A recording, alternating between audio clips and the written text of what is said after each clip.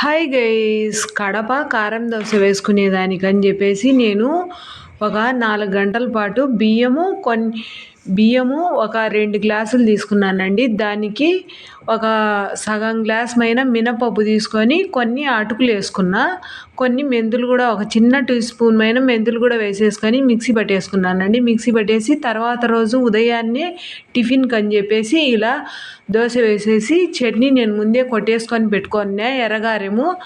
ఇంకా దాన్ని దోశ పోసిన తర్వాత పైన కొంచెం ఆయిల్ వేసేసుకొని ఇంకా పైన ఒకసారి టర్న్ తిప్పుకొని దోశను ఇలా కాల్చుకోవాలి. ఇలా కాల్చుకొని కొంచెము మరీ ఎక్కువ లేకుండా కొద్దిగా కాల్చేసుకొని ఇంకా దానిపైన ఎర్రగారెం అంతా పూసేసుకొని చూడండి ఎర్రగారెం ఎంత కలర్ఫుల్గా ఉందో. మా కడప కారం అంటే అలాగే ఉంటుంది. మరి ఇంకా పైన పప్పుల పొడి చల్లి మళ్ళీ పైన కొంచెము ఆయిల్ వేసేసుకుంటే కనుక చాలా టేస్ట్గా ఉంటుంది. ఈ దోశ తింటే కనుక ఎంత టేస్ట్గా ఉంటుందంటే మా కడప వాళ్ళకే తెలుసు ఆ టేస్ట్ అనే విషయము. మా వీడియో నచ్చితే ఒక లైక్ చేసి మా ఛానల్ను సబ్స్క్రైబ్ చేసుకోండి.